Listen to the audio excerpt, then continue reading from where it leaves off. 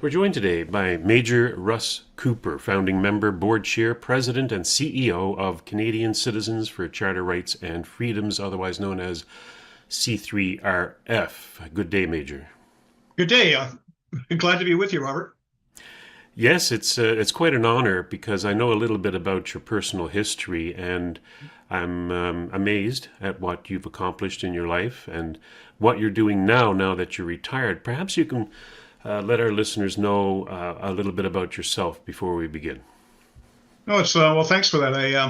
I have stumbled through life and encountered many forks in the road, and basically chose to initially go the military route. I joined the military at the tender age of 17. I didn't have too many prospects coming. I was fairly good at school, but I didn't end at athletics. But I wasn't didn't really have the money available to go to university. So I wound up getting I guess you could call it a scholarship from the Royal Military College to go there for 4 years. And at the time, it was 1969. I'm really dating myself here, but it was at that time in that time frame they were flush on pilots and they didn't need any. So they told me that if you wanted to be a pilot, and I didn't really want to be a pilot, but I didn't want to be I didn't want to be an infantryman, and I didn't want to go and sail boats on the ocean.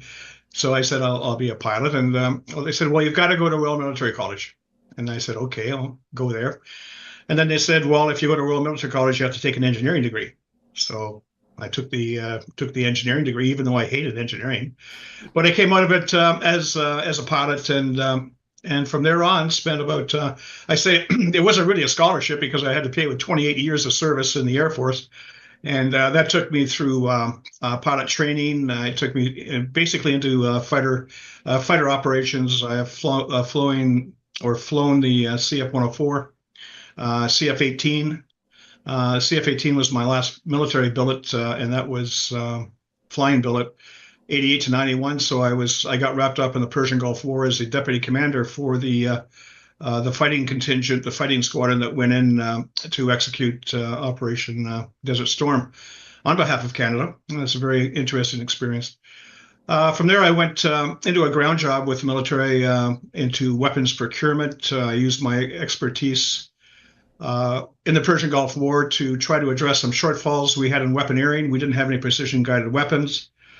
So I was on a project that brought precision-guided air-to-ground weapons on board for the CF-18.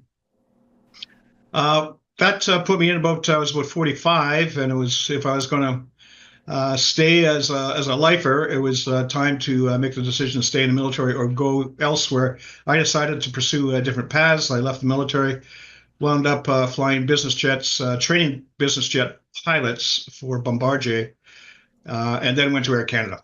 And Air Canada, I spent about 11 years in Air Canada. I had to retire. They forced me out at age 60. That was terrible. But I flew some interesting aircraft there, DC-9, Airbus 320, the Boeing 777, which was a beautiful aircraft and job to have flying all over the Arctic, in crossing Siberia into China, into places like Hong Kong, going to Australia, going to Santiago, Chile. That was really something I really enjoyed. But I retired, and then it's kind of funny how things unfold. But as I was going through Air Canada, they went through bankruptcy, and I got flushed out of the bottom because of my seniority was so low. Like I was pretty old Air Canada pilot when I joined, and I was 48 years old. And I remember going to the first meeting, our course, Air Canada course got together, and we're sitting there over coffee, tea, and donuts. And these young guys would come up to me and ask me if I was one of the instructors, because I was, I guess at the time I was one of the oldest intakes they ever had at Air Canada. And so I got flushed out of the bottom of the Air Canada at the time of the bankruptcy. Had no job, kind of living on credit cards for a while there. And then I got a phone call. And this is where life is funny. Every now and then you find yourself in a tight spot, but it's funny how things unfold and opportunities present themselves. I got a phone call from an old CF-18 buddy of mine from Germany when I flew in Germany with him. And he said, we've got a job here, an engineering job up in Ottawa, and we're developing a cockpit, and we think we need a guy like you to help us. And they asked me, do you have an engineering degree? And I said, well, yeah, I do. I haven't used it for like 40 years, but I do have one. He says, well, if you have one, bring it up. We'll have a chat. And sure enough, I used that engineering degree that I absolutely hated. I hated to get him, and it got me into engineering. And I found myself operating as a what they call a human factors engineer. I was designing cockpit interiors, controls, logic to make it easy for pilots to know what the next step was in the cockpit as they were flying the aircraft. And so I developed a couple of cockpits. One of them actually is now flying with the United States Navy and Air Force as they call it the Texan T-6B. It's the original trainer aircraft, one prop, very good trainer, but now it has a complete glass cockpit in it, which I must say I had a hand in designing. So that got me into the engineering side of things, and then I found because of my operational background, I started helping Transport Canada assess designs, cockpit designs of the company I was working for. That led into becoming what they call a flight test delegate. I became a flight test pilot for Air Canada or for Transport Canada as a delegate. So they could ask me to go and take a look at this cockpit and sign it off or outline its problems, rectify it or whatever. So I wound up doing that and for a number of years before it was ultimately time to hang up the aircraft and just retire, enjoy my grandchildren. I got a bunch of them, and mostly all girls, and time to enjoy them. And then, sure enough, like I say, it's funny how things unfold. But I got engaged in around the 2017 timeframe with with the stuff that was coming out of the government. They were telling us. This was back in the time of Motion M103 when they said that Canada was systemically racist and Canada was full of religious discriminators. We're all a bunch of discriminators, and we're all Islamophobic. And I got listening to this, and I thought, like, this is absolutely crazy. This is off the wall. This is not true. And so I started with my background, and I do have a kind of a writing background as well with the from my desk duties in the military. And I have a security background because when I was with Air Canada, I operated as a security advisor because of my intelligence background that I garnered from the Persian Gulf War, and I was responsible for squadron intelligence and integrating it with the higher levels of intelligence of the Operation Desert Shield, Desert Storm. So I took all this and I started writing. I researched what they were saying, and I started writing to MPs about how these premises were wrong, the assumptions were wrong, and you're basically pushing through a motion that very likely is going to end up being a blasphemy law, and people's speech are going to be restricted unnecessarily. And so with that, I started looking around for some place to publish my material because it was starting to gain ground with the politicians. I was starting to get some response, and I started looking around for a place to publish this. And I met up with a like-minded person. Valerie Price is her name. I don't know if you know Valerie, but she's a wonderful lady. She runs Act for Canada, and she offered her website to post some of my stuff. So with that in place, we started doing petitions against MEM 103, and it turned into a real wild ride because we tapped into something in the Canadian psyche that was really thirsting for an opportunity to say no on this motion.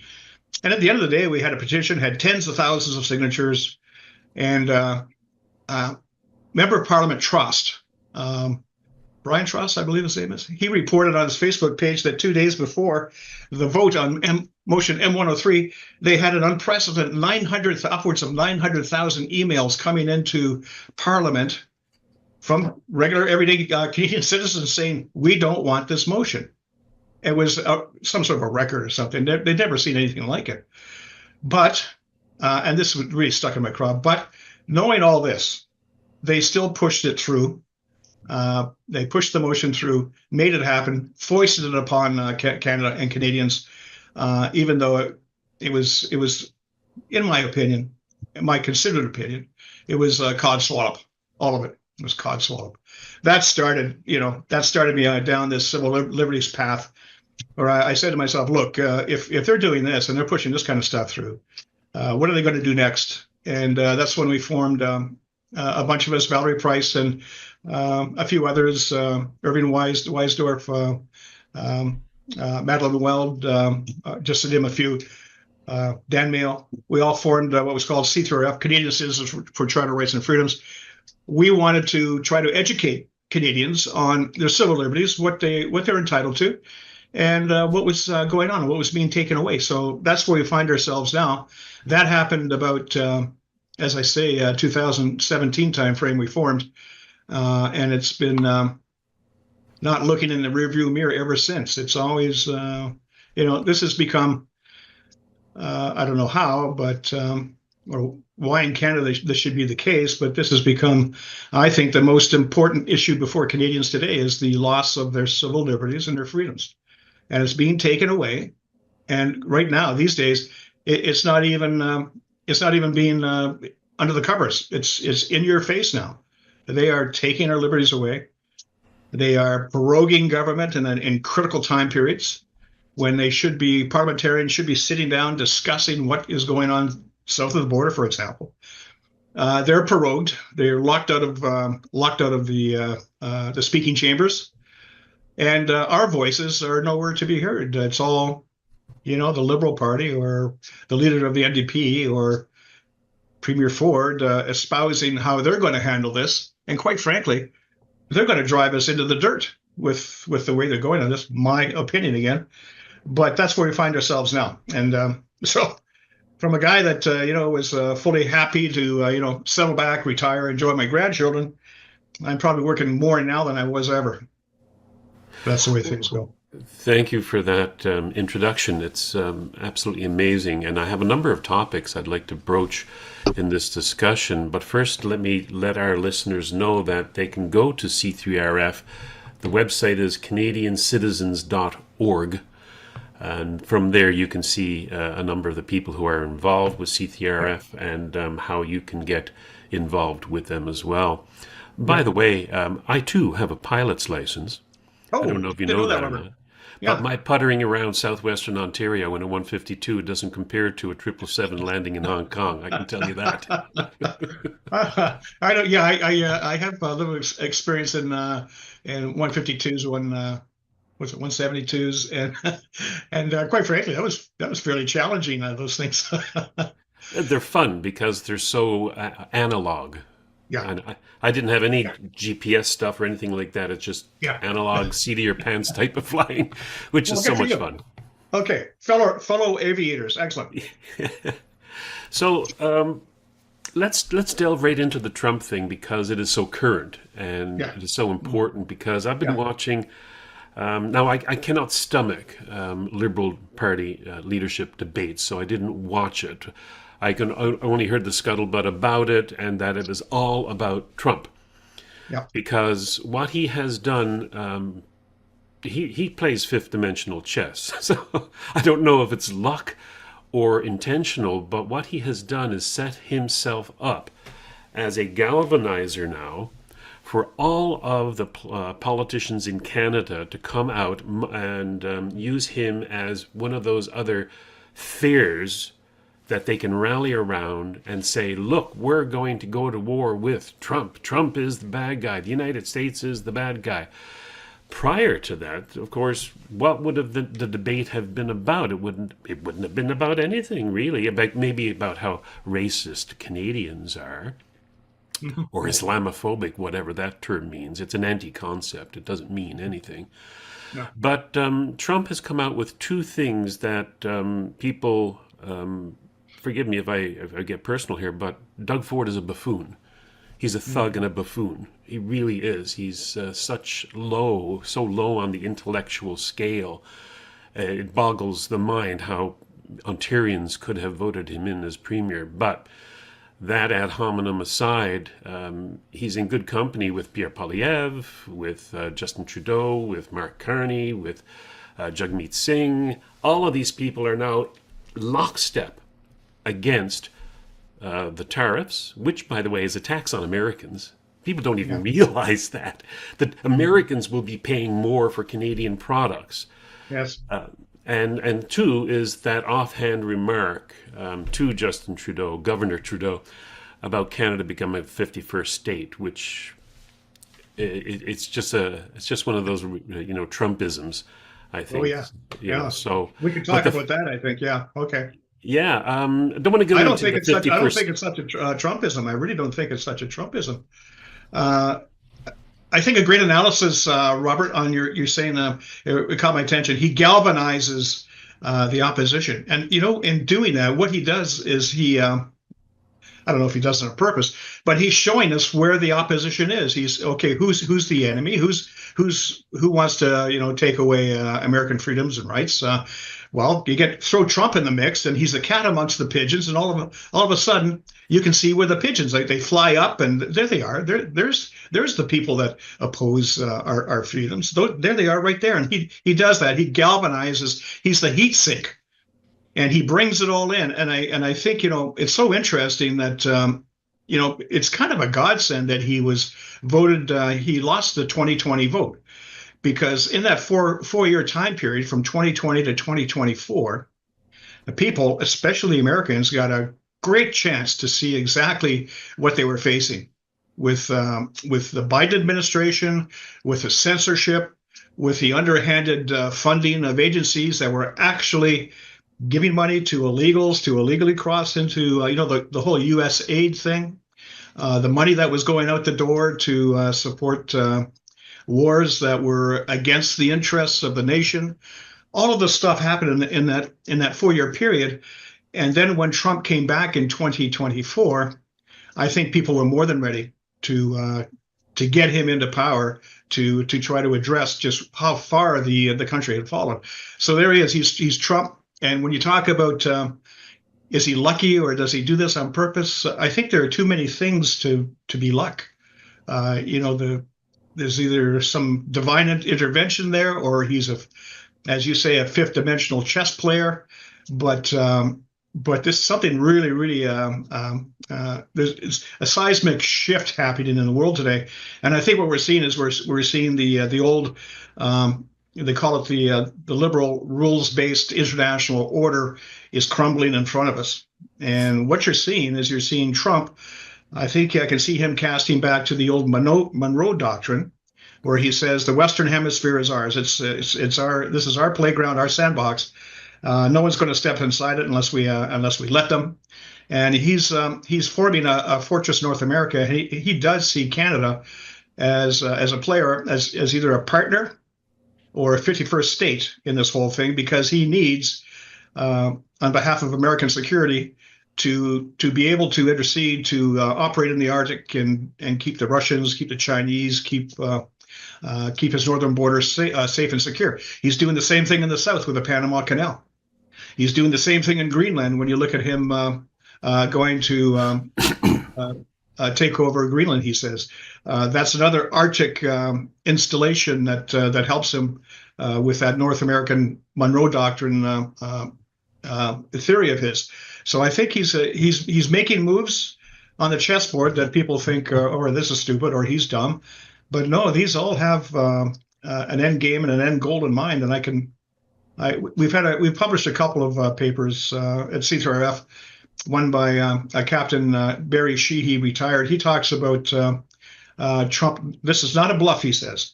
And he goes into the background. He goes into the number of Russian bases that are being put up north, the alliance between the Russians and the Chinese starting to have influence in the Arctic as well, vis-a-vis Russia. So, no, this is not a bluff. He sees the threats. And isn't it really, really interesting that J.D. Vance went to Europe in Munich just last week and told the Europeans that the United States, we can't be your ally if you're going to wall yourself off from your citizens and not listen to their voices. This is not, what America stands for. And the European parliamentarians, they were aghast. Like, again, this is unheard of. This is stupid. No, this is America telling the world what it wants to do in the world, what kind of a country it wants to be, and you're with them or against them. And now we see that same focus shifting from Europe over to Canada. And now we're starting to hear stories about the Americans.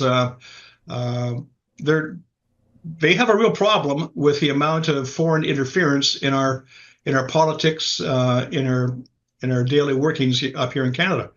They take a look, and Sam Cooper does some excellent reporting on this. I don't know if you know Sam, but he has a Substack called The Bureau. He writes on the growing numbers of money laundering activities, cartels and triads working with foreign governments and foreign money to produce fentanyl factories. Vancouver apparently is now a world distributor of money laundering strategies and tactics and money that's going all over the place. So again, now we're starting to hear the Americans start to rumble about this and offhandedly saying, well, maybe Canada shouldn't be part of Five Eyes because we can't trust them. Well, these are monumental statements. And these are things that Canada really needs to dig in deep and either confirm they're false, unfounded, or if they are, to do something about them. This is our own national security. This is Canadians on the hook. So very, very interesting times. And in all of this, we Canadians stand to. In my latest piece, I said Canada has three choices. It's always had three choices ever since 1867. They could go with America, go with the American system. They could go with the empire, which at the time, 1867, was the British Empire, or they could go it on their own. And I say those three options are laid out before us now. And we have to make a decision. Which way are we going to go? Are we going to go with America, be the 51st state?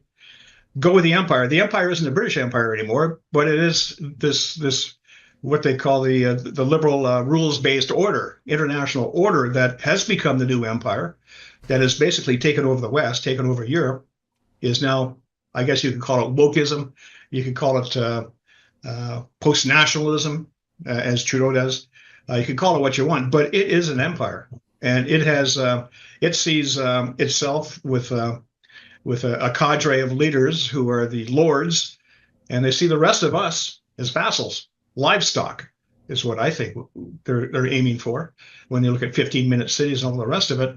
So Canadians, their own civil liberties are on the hook here. So this is certainly a time, I think, for C2F to speak up and have a say on this whole horrendous seismic ground shift that's taking place right under our feet right now. I think it started for most people in 2015 with the rise of Justin Trudeau and people like Iqra Khalid, who would call us all racists and Islamophobes at that time. Yes. Yep. To have the leader of a nation destroy your nation and deliberately tell you that he's going to destroy it. He did say Canada is the first post-national state. He did say that Canada has no core culture. He did say that he admires communist China because they can turn their economy around on a dime. And he did say that we're all racists. There you have the residential school unmarked graved hoax, Canadian flags flying at half-mast for half a year under the false belief, because of our media, our government-paid media, pushing a false narrative, totally unsubstantiated, to this day unproven. And when you see from 2015 to now, that's 10 years, so much has happened. And then, of course, you had the lockdowns and the scamdemic, if you don't mind me editorializing by saying scamdemic, because I think it was. Now I can't put this on YouTube, darn. So anyway, yeah. So you have the COVID era, and what happened? During that era, I moved from Ontario to where I am now in New Brunswick. I Oh, had to register with the government to tell that I'm going to cross the border. There's my mobility rights gone. By the way, the mobility rights are not subject to Section 33, the notwithstanding clause. oh, yeah, So here I am having to register. I stopped by the RCMP at the border there by Edmundston, and they say, "Where are you going and what are you doing and who are you?" And I say, yeah. "I own property here. I'm going here. Here's my purchase agreement for my property." And he goes, "Okay, I'm just going to come out of my kiosk now and approach your vehicle. I'm not wearing a mask. He's of course all masked up." And that process was such an affront to me as a Canadian to have my Yes, rights violated yes, by the RCMP, who do the policing here in New Brunswick. A lot of people woke up. If Trudeau's ascendance didn't wake them up, because that was like a slow process of injuries over 5 years before the COVID thing happened, then it was the lockdowns yes. and having to wear masks and forcing them, and force it was to get jabbed with an Hmm. unproven substance. Experimental. Ex Experimental, which, by the way, if you believe some of the meta analysis out there, has killed tens of millions of people. Yes. Then, like I say, if you didn't wake up by 2015, and if you haven't woke up by COVID, then you're brain dead. You really don't know what's going on here. And Yeah. unfortunately, in my estimation, the majority of Canadians still don't know what's going on here because they're willing to continue to vote in idiots like Mark Carney or, Yeah. forgive me, I mean, you're probably not a partisan organizations 33RF, No. so I will No. attack Pierre Poilievre as well Yeah. for what Okay. he did during this whole era. And Jagmeet Singh, they're still willing to vote them in, even though we know now that our Charter of Rights and Freedoms is not really worth the paper it's written on, the way it has been interpreted. Not now. That's a lot to unpack. Well, why don't you unpack that for me? What Okay. was this impetus for people to wake up?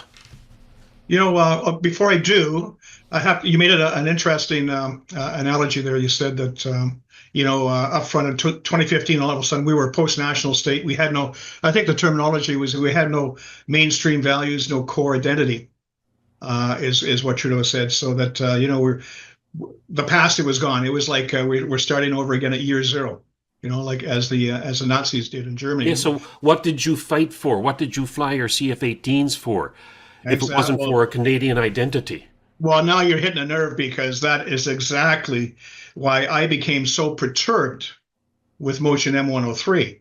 I did not take a shine to someone telling me after I stepped up, I fought for my country, I put my life on the line. My family suffered when I was down there, and all the CNN coverage was showing all the missiles coming up at us, and they were back at home looking at all this, wondering if my husband or my daddy's okay.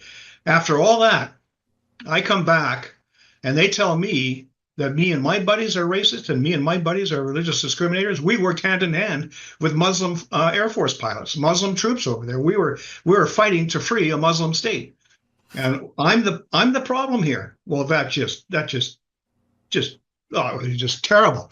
So that got me started. And now, isn't it funny? Isn't it funny? Now you say that Trudeau came out and says we're a post-national state, we have no core values. But look what's happening today. We have Trump in the South. Okay, he's mentioning 51st state and all this kind of stuff, and all of a sudden they want us to wrap the flag around us and be Yes. patriotic. You have to be patriotic now. Well, we don't. I thought you told us we didn't have a Canada. We had no core values. He said, no, no, no. You have to fight for your values now against Trump. So this is all situational, isn't it? Hmm. It's all codswallop. We're I being in- fed a load of baloney is what we're being fed. We're being fed propaganda. I interviewed, or should I say, well, I know personally Dick Field. He's dead now, unfortunately, but he fought in the Second World War in Italy Yeah. campaign for Canada.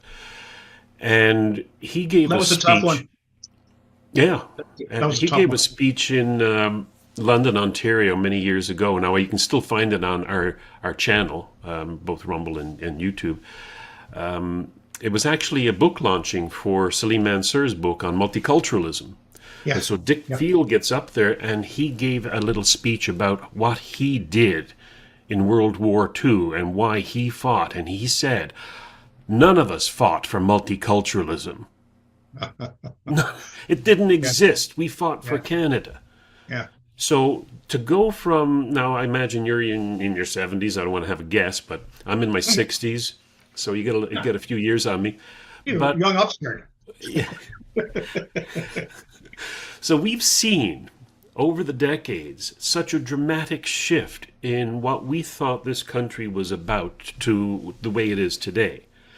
And when you get that view from 35,000 feet that we have, not just literally, but figuratively, Mhm. then you get an appreciation for what we've lost. Yes. Is that what C3RF is about? Trying to reclaim what we've lost? Trying to restore the original intent of the nation. And I do it because, well, I started because they really pissed me off. But I do it now because I've got grandchildren, and they're going to grow up in a Canada that I would like to see be the same kind of Canada that I grew up in. That was a Canada that lived by the golden rule, live and let live. Welcome people, new people into your neighborhood, and build the community together. But not force anybody to think a certain way or do anything in particular. But people would be free to do as they pursue their own happiness. That's what C3RF is really about, is restoring what we had and giving it to handing it off to future generations. Hopefully, hopefully we can make some sort of a mark in that regard. But if you're not trying, you're not going to get anything done, I guess. But as they say, you only lose when you quit. And so it's important to keep fighting for the Canada that we know is there, but is being taken away from us. I think is what is actually going on. We have an ideology or a set of ideologies that, quite frankly, when you look at the problems in the world that we're facing is wokeism. Isn't it funny that the only nations that really suffer from it are the Western nations? You don't see this stuff going on in China. No. You don't see them saying there's 73 genders in China. You don't see this going on anywhere except for the Western nations, predominantly the Western world, Western civilization. I think this is an attempt to take down Western civilization and all that it stands for and all that it's done. They're trying to erase it. And it really does get back to, I guess you could say, it gets back to some sort of a Marxist ideology, where it's all about the dialectic. It's all about thesis, what you think is objective reality being attacked by its opposite, smashing them together, and then ending up with a synthesis that it makes for a new and better world and a better man. That seems like the kind of process we're going through, where we're smashing the old, we're taking down the traditions, we're toppling the statues of John A. Macdonald, and we're smashing it with these new crazy ideas about gender, about sex, about everything else that, quite frankly, is unsupported and nonsensical. But in the end, you end up with a synthesis, a new world where, I think the world they envisage is one where there's a small group of lords hosting over a large segment of vassals, livestock. We're going to be the livestock, and I think that's the way it's going. And I don't know. After it's my opinion, but I can't help but have it after taking a look at all the things that are being put in place to to develop that turnkey moment. There was a NASA retired gentleman, Bill. I forget his last name, but he came up with the concept of the turnkey moment. And he said, this is in 2012. He said he worked for the NSA. And he said, if you look at what the NSA is doing, is putting all the building blocks, all the pieces, all the keystones, they're assembling them, and it's all coming into place. And when they've got it all together, they're going to turn the key. And when they turn the key, your life changes, and all of a sudden you live in a 15-minute city, and you've got to justify everywhere you go, and you've got a carbon footprint card, and you can't buy that chocolate bar because you're out of points. You're going to have to do something else. So I think we're working ourselves. They're working us up to a turnkey moment. I think Trump is working to make sure that doesn't happen. And I wish I could say that there are more in Canada that were working against the turnkey moment, but the evidence is there, and a good chunk of it comes out of as you say, the COVID time period, where we had a problem. Okay, we're going to flatten the curve for a couple of weeks. Remember, just a couple of weeks, and that turned into a couple of years and more of lockdown, no kids in school, injecting kids with foreign substances that were unsubstantiated to provide any benefit whatsoever. As a matter of fact, there's a lot of evidence saying they harm. And all of that stuff went on. And on the Canadian scene, there was hardly anybody who spoke up about it. And all the political parties sitting in Parliament, they all went along with it. I mean, there were a couple of outliers, in the Conservative Party. Kathy Wagenthal, I remember her making a fuss when they wouldn't let her in Parliament, and she said, "Well, no, she got her back up. She had a little bit of a spine about it, but other than that, there was very, very little. Everybody was." O'Toole at the time, he was the leader of the Conservative Party. He was saying we need more. We've got to have more restrictions. He wanted to impose the Emergencies Act right at the very beginning. Can you imagine that? Here's the Conservatives saying, let's impose the Emergencies Act so we can use the powers of the state to tackle this hoax. Yeah, and at the time, remember, they only had 36 MPs in Parliament. Remember, they told everybody to go home. Yes. And for the longest time, they couldn't even zoom in. We just had 36 parliamentarians sitting, representing the whole of Canada, all Canadians with 36 parliamentarians. I guess lucky for me, I think my MP here in the Ottawa area was sitting in Parliament to, able to voice my concerns. But there are a whole bunch of more than 300 other parliamentarians who weren't representing their constituents at all. So when the times got tough, the tough didn't get going. They left. They left the Parliament buildings, and now we're seeing it happen again. We've got this so-called threats from a Trump America with tariffs, and what have they done? They've prorogued Parliament. They've locked the doors. Parliamentarians can't get in there to say, "Hey, wait a minute. I don't think we should go that way with Trump. I don't think we should shut off his energy supplies. Are you crazy? What if he shuts off Line 5 out of Michigan into Ontario and Quebec? What happens if that ends up with Line 9 shutting down? Quebec has got no more natural gas." They're not thinking. But there's no one in Parliament to say, "Hey, have you thought of this?" Because they're all at home, baking cookies. It's crazy. Part of the 51st state proposal by Trump got a lot of people thinking about what is it about the United States that is good and what is bad, and perhaps joining the United States might be a good idea.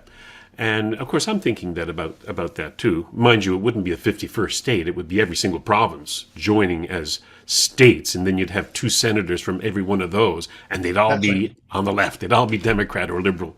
So that's why Trump only wants one. That's why Trump only wants one state. Yeah. Okay.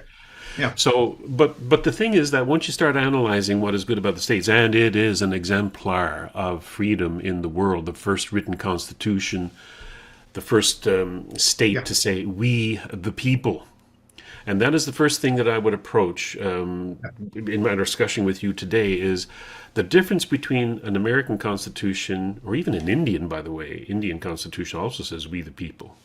We establish a socialist state, but that's completely different. The American Constitution, "we the people are sovereign." In Canada, the people are not sovereign. It says right in our documents, Parliament is sovereign, and Parliament, of course, is comprised of the lower house, the Senate, and the monarch.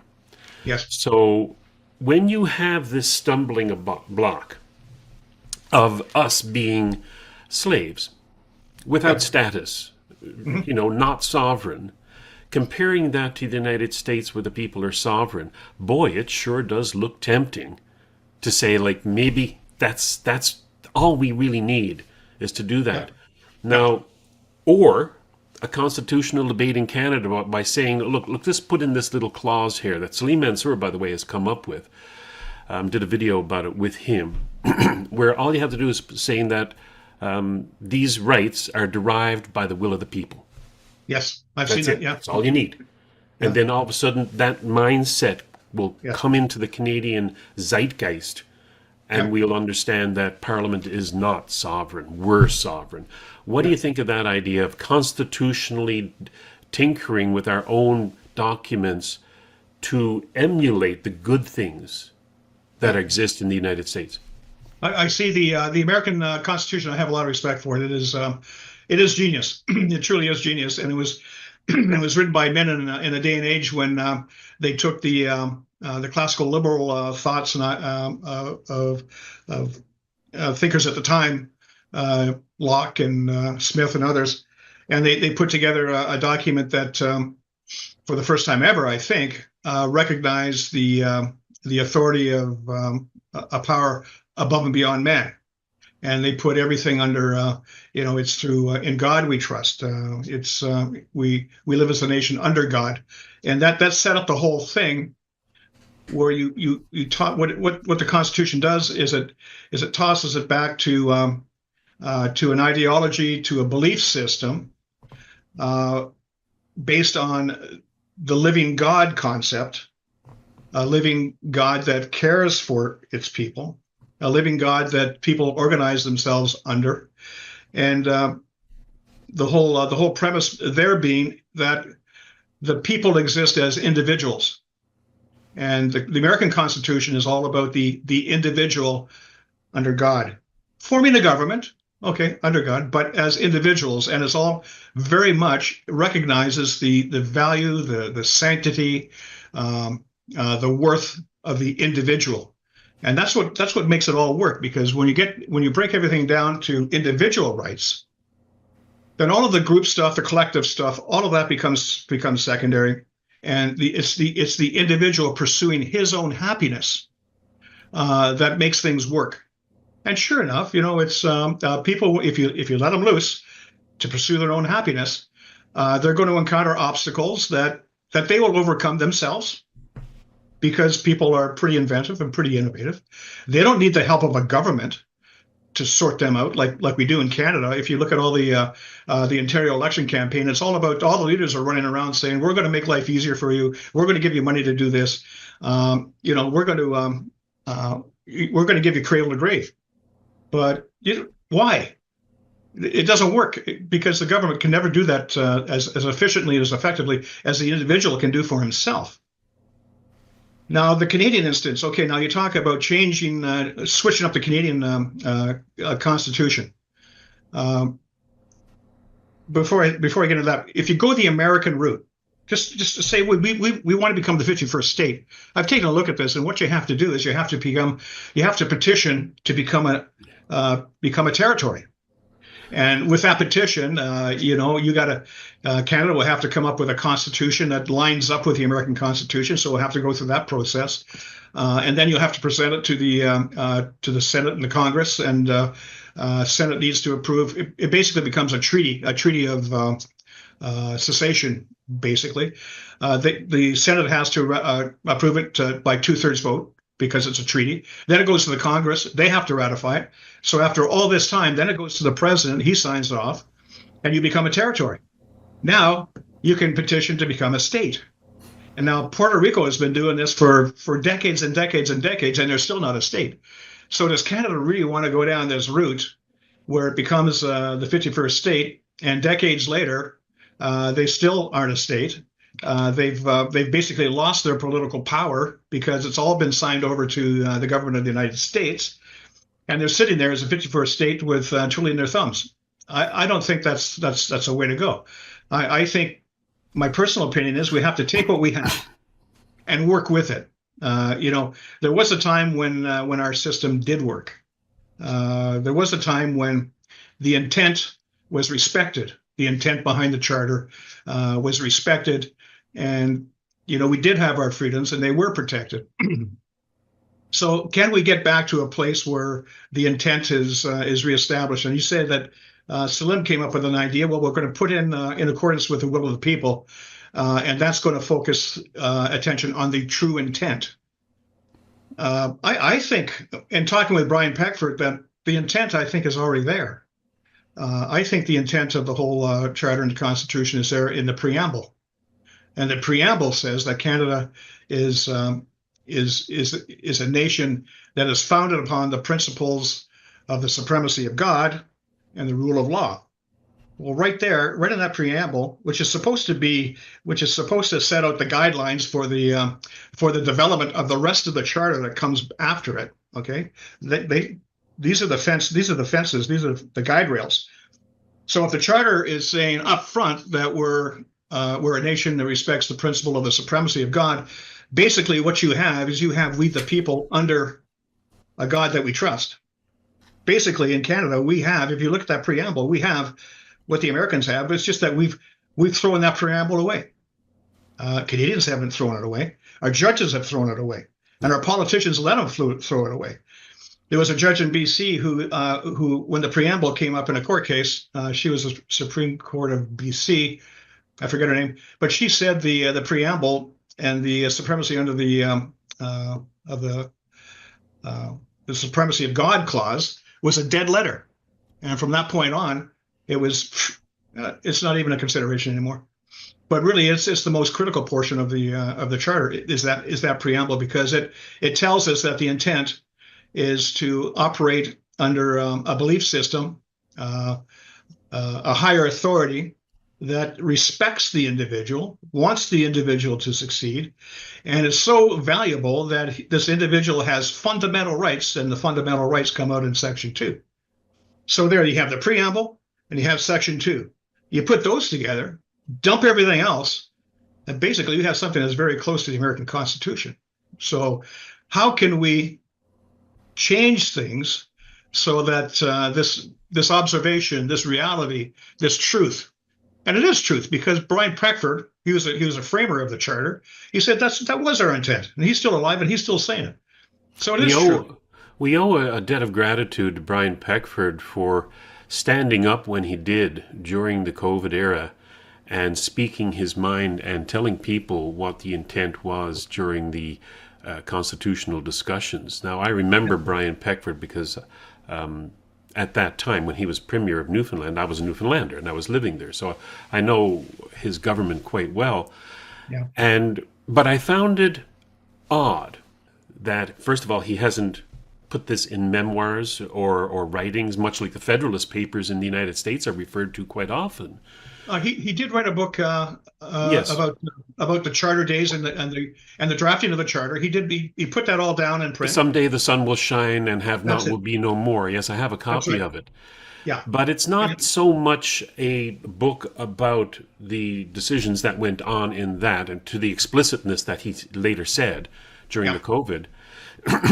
But what gets me is that while this is all well and good, the intent was there. As I interviewed Bruce Pardy, who's a law professor in Ontario, and I said this to him. I said, well, Brian Peckford says the intent of Section 1 is against sedition, against war. And Bruce Pardy said it so succinctly. He said, that's not what it says. Mm-hmm.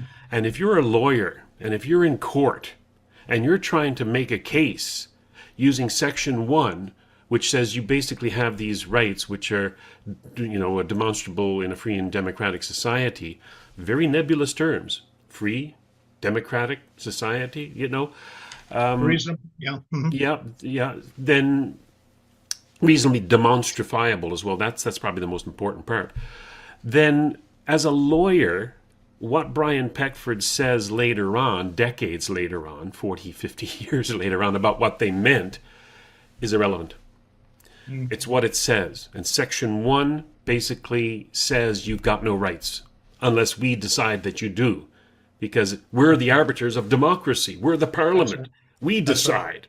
Hmm. So, and Section 33, the notwithstanding clause, which allows provinces an escape clause for certain sections of the Constitution or the Charter of Rights and Freedoms.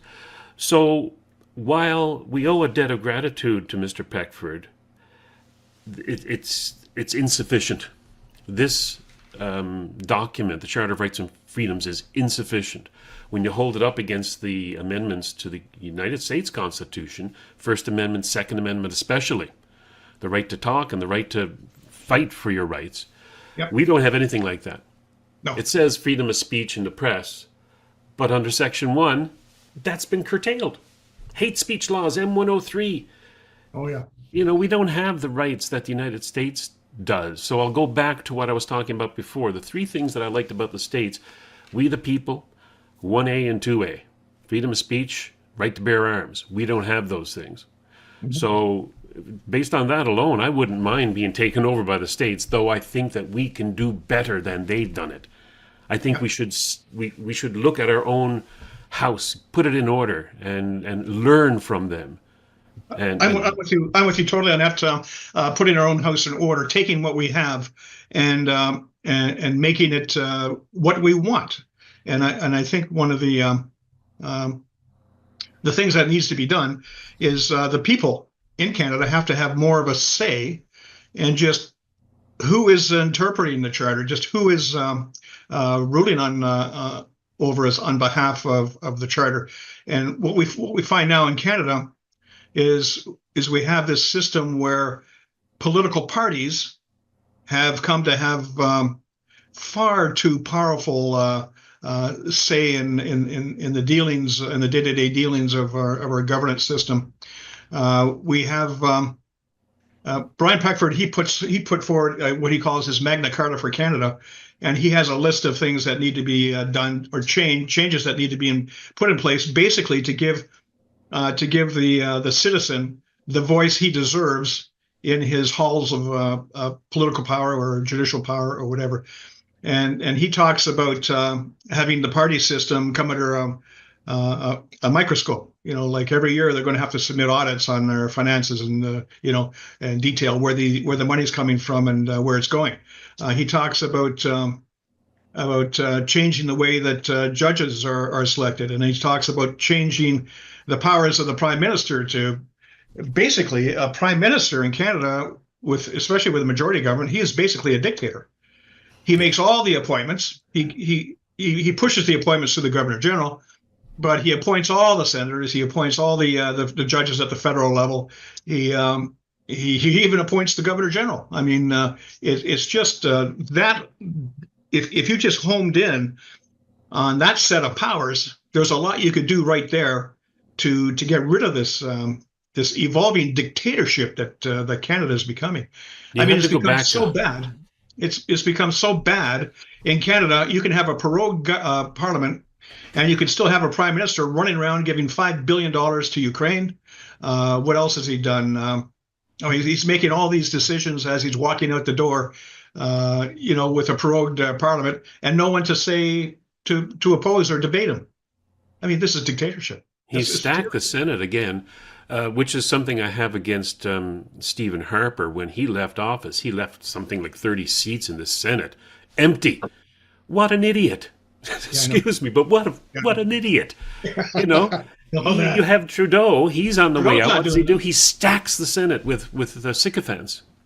No, he stacked the courts with the same kind of personalities, and now any intent the charter really did have is it has been washed away by what they call the living tree approach to the charter. It's a living tree. It changes as society changes, as times change, as we find more and more genders. The charter changes because it's a living tree. Again, more codswallop is what that is. There is an intent behind the charter. There's an intent behind the way it was set up. So much so that back in the early 80s, mid 80s, this whole question of what does Section 1 mean? What's demonstrable? What's when things have to be demonstrably justified? What does that mean? The Supreme Court of the day, they came up with what they call the Oakes test. And the Oakes test set out 3 basic steps as to that you had to walk through to determine whether or not a restriction on a right was justified or not. And they said basically it had to be the restriction had to be tied to the objective of the law that's being considered, and it had to be proportional. You couldn't be hitting a fly with a hammer with this new restriction in rights, and it had to be as minimal as possible. Well, even now that Oakes test has been flushed down the toilet. They don't use it anymore. And you can see during the COVID era, when the courts were ruling on rights being abused by the COVID pandemic measures, the courts would say, "Well, we don't have to justify this being reasonable. We don't have to justify that it's needed. All we need is to know is that the government thinks it's okay, and the government they're well versed in these things. So we're just going to go with the government." So they didn't even go through the process. The first section of the charter process of making a determination on whether it was demonstrably justified. The courts just said, "Oh, if the government says so, we're just going to go along with it." Basically, they're working. This is the way the courts in Nazi Germany used to work. They gave full deference to Hitler's government, and anything he came down with, the courts just kind of rubber stamped and said, "Okay, no, anybody who argues against this in courts is wrong," and that's exactly where we've gone now. I saw in a previous interview that you did, you were talking about the Frankfurt School and how these quasi-intellectuals in Germany, Frankfurt, got together and introduced concepts that have destroyed what we have taken for granted, which is an objective reality, and yes, and replaced it with moral relativism, cultural Marxism. Now, I found it interesting that school developed during the Weimar Republic of Germany in the 30s, late 1928 into the early 30s. And yes. Recently, in Europe, they just got together, Poland and Germany and France, I believe, and then other states started coming on board, to something they called Weimar Plus. I don't know if you're aware of that. No, and I don't know if they're aware of their history. But the Weimar Republic in Germany was responsible for the rise of Hitler because it was an era of political instability, yes. social depravity, an anything goes, moral relativistic type of society. So that would allow somebody like an authoritarian, in this particular case it was Hitler, to come in and shake things up. Yep. So here we now have Weimar Plus in Europe. Yes. If you watch what's going on in Europe and you watch the restrictions the populists are coming under, we're seeing actually J.D. Vance in Munich recently talked about this. He said, European leaders are walling themselves off from their own constituents, and they're putting people in jail for years for an inappropriate meme on X. People are going to jail. It has really become quite draconian, and England is absolutely unrecognizable because they're putting people in jail for saying the wrong thing. Cops are actually coming up the door, banging the door, and taking people out of their homes because they said something untoward on X that made someone feel uncomfortable, and that's basically the charge.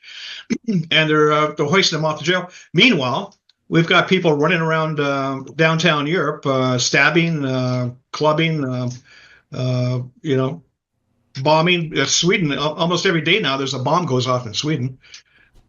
Sweden now has the highest rape rate in Europe.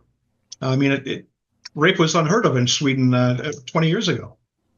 So we have this situational law being applied. It's not the rule of law. Another founding principle of our charter is absolutely gone because one law may apply to you, but it doesn't apply to that guy over there because he's got favored status. And we're seeing this in Canada when we have these protesters who support Hamas running up and down the streets, firing bullets into synagogues and Jewish schools, defacing buildings, creating vandalism. The cops give them coffee and donuts. Meanwhile, we've got Tamara Leach. She's still waiting for a court decision on her mischief charge from 3 years ago. Or they arrest Ezra Levant, a Jew, doing journalism covering these Hamas protesters, and they Yes. arrest him. Yes. Yes. Weimar No, Plus, indeed, yeah, but it's on this side of indeed. the pond. You know. Indeed. We're in a bad place here. And I kind of thank God for Trump because I mean, he's now. What do you say about Trump? Like you talk about the Weimar Republic birthing the likes of Hitler, strongman. Okay, to get the country out of the mess it's in. Some might say that Trump could be cast in that same shadow. I don't think so. I don't think so because I think, unlike Hitler, I think Trump has the vast support of the American people, and I think he's there in 2024 solely because of the people who voted him in. And Hitler, on the other hand, he comes from the other side of the political house that Canada's in, where the political party is the preeminent authority, and he used that party system in his party to basically crush any dissonance, any challenges from the people of Germany, and he had to destroy the Constitution of Germany. He overrode it to get where he became the dictator. He overrode it initially for 5 years, and then it became permanent, and we had World War II. And doesn't that sound familiar? Like in Canada, we have these problems, and all of a sudden, we're proroguing Parliament. Our representatives are no longer allowed to sit. Oh, it's so dire. We have to have a one-man solution here. We have to, Trudeau's the man. He's going to do it for us. Doug Ford's the man. He's going to do it for us.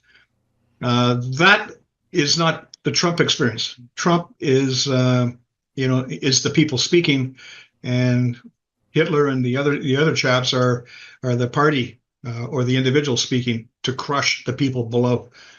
Two different situations. Absolutely, Trump is no more of a dictator than well, he can't be a dictator. No, no, He he has can't. certain powers constitutionally, and he's exercising them, and he has a mandate from the people, both in the Yeah. lower house, the upper house, and the popular vote, to do what he said he would do, which would include And, Elon Musk and Doge. and he's not short-circuiting the Constitution. You could say that Biden short-circuited the Constitution on many times, many Oh yeah. times when he used the DOJ, the Justice Department, to go after his enemies. He was avoiding the Constitution many times. When he went against the laws of the land and gave money to organizations to bring illegals across the border. Again, he was anti-constitutional. No, Trump is not going against the Constitution. If anything, he's using the Constitution and the power of the people to allow him to do what he wants to do. Yeah. For sure. So, what do you see? I mean, we're painting a rather bleak picture, and it seems as if we've dug ourselves into a hole Yeah. constitutionally, the way this Yeah. country is made up, that we Yeah. can't get out of without some sort of perhaps revolution. Hopefully a peaceful one, but a revolution, because our own laws have hamstrung us. We cannot act to change anything. And a lot of that has to do with Quebec. I've called Canada a failed state, and it will collapse because of the way we have structured. For example, the Supreme Court has to have 3 Quebec Yeah. justices at a time when Quebec's population vis-a-vis the rest of the country is declining. That will not stand. 50, 100 years from now, it doesn't matter. I mean, it could be sooner than that. But people are going, Yeah. why do we have 3 Quebec judges out of 9 when they only represent, right now, it's 22% of the population? That could fall to 10%. Hmm. And why do we have fewer representation in the Senate from the Western states than, for example, Newfoundland, I think, has 6 Yeah. Senate seats, versus, and PEI, 3, I think. Yeah. So Well, this imbalance cannot stand. no, no, it can't. And I think, like you, I wish for a rethink, a peaceful one. But I do think we need a rethink. And I think the proof is in the pudding. We've seen how our system, the way it's devolved, is quite frankly just not good enough. It's not representative of the people. It needs to be changed. It needs to be rethought. A couple of ways you could go. I guess you could look back at the Statute of Westminster back in 1931, when Canada formally left the colonial status and became a dominion of its own accord, with its own autonomy, with its own freedom, with its own ability to operate on the world stage with its own voice. That's 1931. But that statute, it's interesting because when you look at it, it really afforded the provinces a lot of power because it ceded to the provinces, each province, sovereignty. And sovereignty basically means it is your land. And that statute gave sovereignty, the land, to the provinces. The whole statute left a whole bunch of things unresolved, though, and one of those things was the relationship of the crown to all this new dominion that had these powerful individual sovereign provinces. So that's still up in the air. It was never really addressed to this day. Maybe it's time to have a constitutional federation, a federation of constituents to discuss the Constitution and where we go from here, and resolve the issues that didn't get resolved back in 1931. But I could see, the way to go would be increased decentralization. Give the provinces, each one of them, more powers to do what it likes to do, and keep the federation up top, the federal federation, fairly loose and weak. And it could only do the things that a federal government needed to do: defense, border control, international trade and commerce, those things. Okay, fine. But it would be totally, the provinces would be unto themselves, much like the states are in the United States. And they would have the power and the authority to act on their own behalf in these widespread areas. And I think, well, there's the answer for Quebec. I mean, they want to be their own nation. They want to be, decentralized to the point where they can be their own nation. Okay, there you go. And we are, after all, a confederation. We are a confederation, and it's not being treated like a confederation. We have people in power in Parliament now who look at this country as one ball that's under their control, and that's the furthest away from the intent of the confederation as you can get. I think there are things we can do. Oh yeah, yeah. Make a list. One of them, I think, was money. In 1867, when the three provinces, Canada, New Brunswick, and Nova Scotia, joined to become the four provinces, then at that time, there was no central bank. That didn't happen in Canada till after the central bank in the United States, 1917, I think it was in this country, but I could be wrong on that. 13 in the States, Federal Reserve, a little later here with Bank of Canada. Yeah. But when that happened, 1867, banks issued money. You had the Bank of Montreal, and you can still find it online, the notes. Bank of Montreal, issued, pay to the bearer on demand, these kinds of things, because you have gold in their vaults. Bank of Nova Scotia, Bank of Commerce, Canadian Imperial Bank of Commerce came later, I think. But you see what I mean? At that time, the federal government was weak until they had a central bank come in, and now they just go to that bank and said, we'd like $1 trillion, please, to give to people to sit at home during this fake, scare. Yes. And now our dollar is worth nothing. Yep. It's next to absolutely nothing. Yep. It's not backed by anything. Yep.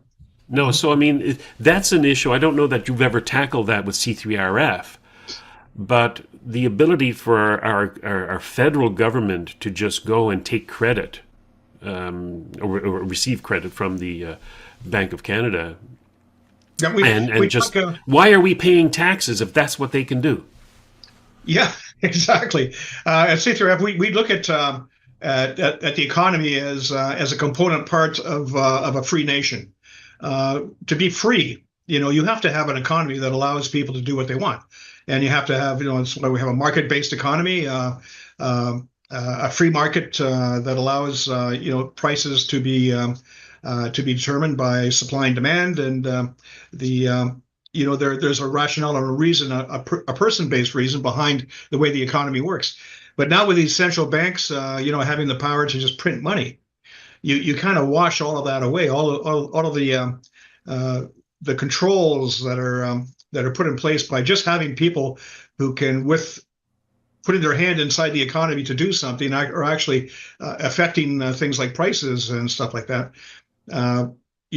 With these central banks, you can get away from that, and we're finding now that the states. I mean, when you look at the $40 trillion deficit or debt that they have, they are coming to the realization under Trump that it's unsustainable and we got to do something. And now you see, okay, tariffs are going to take over from taxes, and these different methods of recovering or paying down the debt are being developed.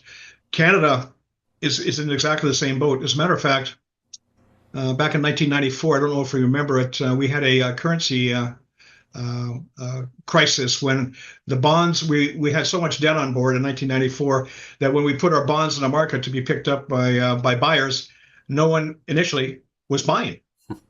We had a debt crisis, and it was at that point that Chrétien, he came up with all these sweeping changes. He cut back the federal workforce. Remember, they fired tens of thousands of people in Ottawa. They cut back on all the social payments to the provinces, and the provinces had to squawk, and it was just, but they had to do something drastic to get the debt under control. And Canada under Trudeau is in much that is fast approaching those magic debt numbers, to the point where people abroad are not going to buy our bonds. And so when you have that kind of a situation developing, now you're looking at really impacting the ability of Canadians to live their lives and pursue their own happiness, because you're putting them into a money crunch that is just debilitating to their own lives and the way the opportunities that lay out before them. So that we cover the economy from that perspective, how it impacts civil liberties, but no, we don't get deep into the machinations of how the bank works. And but I must say, I did write once on 1974. There was a court case brought forward where the Trudeau government decided he wanted the Central Bank of Canada to come under the International Settlement Bank, which is the worldwide money controller, the worldwide bank, and once we joined that took away basically all the freedoms and sovereignty that our own Bank of Canada had, and it seconded it to this International Settlement Bank organization. And there was a time before 1974 where you look at I talk about the golden age in Canada. Back in the 50s, when I was just a kid, I remember being so proud of Canada because we were doing so much on the world stage. We were really respected. We had, at the time, the fourth largest Air Force, coming off World War II, the third largest Navy. We were a component part of European defense and NATO with our fighter squadrons. We had tons of Sabres over there that were flying around keeping the skies safe. It was just one heck of a time to be a Canadian. And I remember at that time, had all these big projects going on. We had the Trans-Canada Pipeline. We had Trans-Canada highways going across the country. We had a nuclear industry that was being spun up in Chalk River. We had all these things that we were doing. We're becoming such a forward-looking nation. And at that time, Bank of Canada had the ability to lend out money, no interest. And so for these major nation-building projects, the Bank of Canada could be counted on to fund them, no interest, and give these entrepreneurs a chance at building the country out. It was the same time that we put military bases across the country. Just so many things were going on, and that all came back. And then we suborned that to the International Settlement Bank, and all of a sudden, you don't have that ability anymore to make your own national priorities with regards to money lending. And it was gone. We had to become part of the worldwide organization. That's as early as 1974. We started becoming, part of this new world order, I guess. There's two topics I'd like to talk about, Russ, before we end the conversation. And that is, they're rather large, so I don't know how much time you want to spend on them, but one is education, the other is journalism. Oh. Let's talk about journalism first, because education is more of a provincial matter, but I think it speaks to the culture of Canada. But journalism, when Trudeau came out and actually bought the press, paid them for trusted sources, 600 million. it was the death of a free press in Canada, because a free press, by definition, should not be beholden to the state. They are the fourth estate, which keeps them in check, and now that's eroded. It's gone. You cannot trust anything that is in the press, whether it's radio, TV, or the newspapers anymore. It's No, you like can't. Pravda in Russia. Yeah. You have to read between the lines, or anything that they say is false. What's your take on how buying the press has destroyed the freedoms that you're fighting for? Oh, it is. Talk about a huge impact on your own civil liberties. Is to be free, you have to have an informed public. The public has to know really what's going on. What is the truth of the matter? And the way to do that is to have a press that's putting the facts out there, and if anything, not editorializing, but allowing you to look at the facts and look at both sides of the story and come up with your own conclusions. That is what a free press is supposed to do. Now, as you say, it has been this whole wave of internet revolution has really put in place the ability for individuals to get involved and do their own journalism, and it's all over the place. It's you see people have actually turned to these new independent outlets like yours for their facts, for their to see what's going on in the world and see what various people are thinking. They're going to people like you or me with my podcast. And that has taken that circulation power away from the legacy media to the point where they've had to go looking for money, and now you set and train the whole bit about where the money they are getting is coming from government to keep them afloat. And oh, by the way, there's the money comes with strings attached, and we'd like you to report this way and this way and this way in that story. And you see it is just embarrassing. I mean, it's so in your face and it's so obvious. When you look at CTV National News or you look at CBC, I mean, it's just totally spun for the political party that's paying the freight for the legacy media. And I guess you can see it's really starting to shake out now south of the border, where it's more advanced down there. This whole bit about individual journalism has really taken hold there with the Joe Rogans, the Tucker Carlsons, and all the rest of it. But what you're seeing is that the legacy media is shaking down, and I just saw in the news the other day that Joy Reid, MSNBC Joy Reid, who's basically is not really a journalist, but she's got her opinions and her opinions only. She's being dropped. People can see what the truth of the matter is. More and more, they're seeing the truth of the matter because of these independent organizations and the legacy media stars. Jim Acosta, he's gone the way of the buffalo. Levin, he's in the field with Jim Acosta buffalo, and now Joy Reid. I mean, it's all crashing down. Canada. Now CBC is talking about pumping double the money. The government's talking about putting double the money into with Saint Orange, the Minister for Heritage. Our legacy media needs double the money because it is the only way that we can tell the Canada story, that we can promote our culture. Remember before how we had no culture in 2015, but now we do have a culture, and it has to be protected with millions, hundreds of millions of dollars. It's incredible, isn't it? But it's all coming down, and I put it I put that on the individual journalist who is actually doing the job of seeking objective truth. Is what he's doing, what they're doing. So I see that as a story that's not finished yet, but I think the legacy media is, unless it does something to restore its own credibility, it's done. It's gone. I would hope it's done and it's gone. I think it really needs to It's go. embarrassing. Yeah, it's embarrassing. Education. If we're talking about changing politics, as Breitbart said, politics is downstream from culture. The Canadian culture is in dire need of an enema. Yeah. And to do that, I think that you have to get into the education component of it, which is provincial in this country, essentially, unless you're talking about the universities, which is another kettle of fish there. But provincially, I got involved in education back in the 90s, I read a report. I was just having young children coming to the system. I put them into Montessori for a few years so that at least they'd learn how to read and write. And then they go into the public system. It was an OECD report that said that 17% of Ontario high school graduates were functionally illiterate. Yes. Graduates. Mhm. What are they doing getting a diploma if they cannot read and write or if they're functionally illiterate? Yes. So Yeah. I was so upset. I ran for trustee. I became a trustee on the London School Board for a term and then the Thames Valley District School Board for a term, and tried to do what I could to tell people that the child-centered learning approach, I think you mentioned it before in another interview, the Hall Dennis report of 68, I think it was. Yes, exactly. Well, Yeah. I was embroiled in all of that kind of stuff, the changes from Yeah.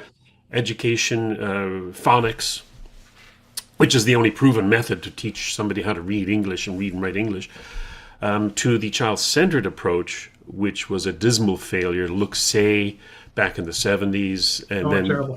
other types of. They tried to change the name of it all the time. Yeah.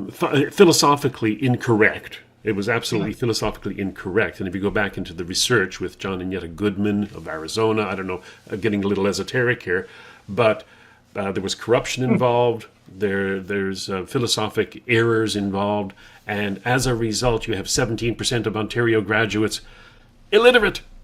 Yes, So, indeed. how can we change?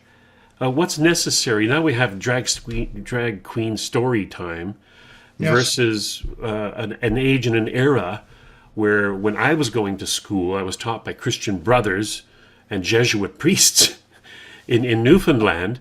So you can imagine the discipline that I had to go through to get my Yeah. education versus the absolute anarchy approach that is now happening in not just Ontario but all across Canada, Yeah. the schools. Your thoughts on that matter? Well, I think you hit the nail on the head when you said culture. There's been a cultural shift, a cultural change. And going back to 1968 in the Hall Dennis report, I look at that because I remember the report coming out. 1968, I was in I forget what, approaching high school, I guess, or something like that. But I remember thinking at the time, this ain't going to work. And I was just a young lad at the time, and because the Hall Dennis report said that we need to go to something called child-centered learning, where it wasn't good. It wasn't good enough to give a child a classic liberal education and teach them how to think and analyze and approach problems and solve them, with logic and thinking. That wasn't good enough. You had to allow the child to explore his own potentialities. It was all about unicorns, pixie dust, and bright sunrises. In the morning, and there we were. It was put in place, and since then, it's never been the same. And when you look at you're going back to the Frankfurt School. You're talking about people like Gramsci, who posited that the best way to take over or assume power and control was to go to a march through the institutions. And one of the first institutions that they attacked was education, because that was foundational. If you change the educational system, then you change the generations to come. And basically, what you're seeing now is that our educational system is fully involved with this cultural Marxism, and it's not the education of the child that's important anymore. What's important is the promotion and promulgation of the ideology. And so I don't know if you noticed, but back in '68, when we had that shift, that Hall Dennis report come in, all of a sudden, sex education was a big thing. The parents weren't doing a good job. Young ladies were getting pregnant. We have to have the government come in and give sex education. And right from that point on, it went from, okay, we got to have sex ed in schools. We'll talk about the reproductive system. Then they started talking about techniques, and then they started having demonstrations with condoms and bananas. And then it went to, sex is wonderful, and there's all kinds of ways I do having sex. And now we're at the point now where basically you look at some of the school materials that are being pumped through our public school system, and it'll make you blush. I mean, it's just totally off the rails. So here, I think we're talking about a cultural shift that has been slowly foisted upon us I must say they're genius at the way they did it because they did a super job because now they're in full control of our educational system. And now you can't if you're in school and you're a parent, you if you go to a school board and you say, I don't like this gender affirming care thing that you're bringing on board, and I don't like the fact that you're keeping secrets from me about my children requesting a gender transition. I don't like it. Well, the problem isn't the system. The problem is the parent. The parent should not be, you're being hateful. And now all of a sudden you're up before a human rights code violation and then into a human rights tribunal. It's just absolutely crazy. So how do you recover that? I mean, we're talking about things that are so dug in. I don't know. I just keep thinking about, China had a situation like this in 1949 in Nanking. The Japanese flooded, as they took over China, invaded. They would flood cities with drugs, opium, and whole cities would go down with, the adult population in opium dens and totally useless. Well, the communist Chinese came in, and this was a really, really dug-in problem. And I'm not saying that this should be emulated or anything, but what they did was they took a serious situation and they developed some serious measures. And what they did was they started hanging people from lampposts to get the message across that this will no longer be condoned, and it's no longer going to happen in Nanking or any Chinese city. And you know what? They solved the problem.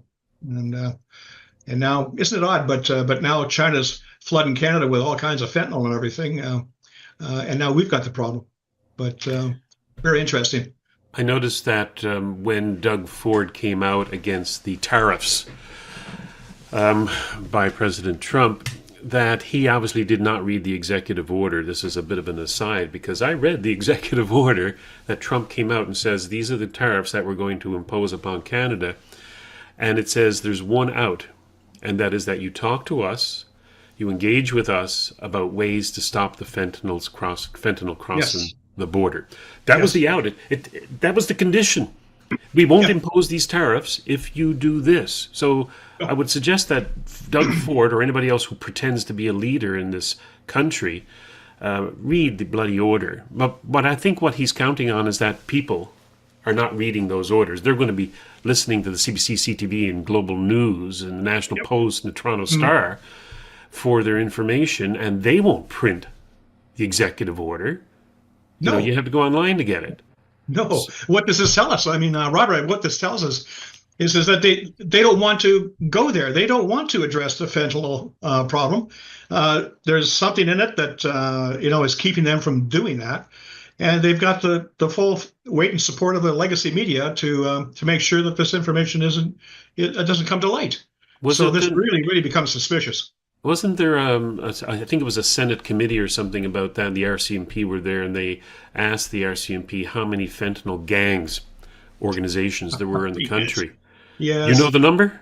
4,000. 4,000 fentanyl gangs in this little country of ours. There's a lot of money in stake here. Yes, and it really makes you wonder where some of that money is flowing for these politicians to be so reticent to really attack the root concern, that is Trump's root concern. And so now we have a situation where you're hearing rumblings from south of the border that Canada can't be trusted. Its officials are infiltrated with cartel, triad, and foreign spies. And if we release some intelligence to them, they're going to blab it and they're going to leak it, and it's going to impact adversely our investigations. So. There's a lot more to come out of this story. There's a lot more legs to this story. Indeed, there's a lot more stories to cover too, but I think that we should leave it there. This has been a fascinating discussion. I really appreciate, first of all, what you've done for your country during your terms of service and what you've done with the C3RF. And Excellent. People, again, can go to CanadianCitizens.org to find out about Major Russ Cooper's Canadian Citizens for Charter Rights and Freedoms. Thank you very much, Russ. I really appreciate it. It's been a wonderful meeting you for the very first time, and I hope perhaps at some point in the future we can have further conversations. Well, I certainly hope so. I know there's going to be much more that we're going to be able to talk about, that's for sure. We live in interesting times. Yes, we do. Thanks to you. It's been an honor. Thank you.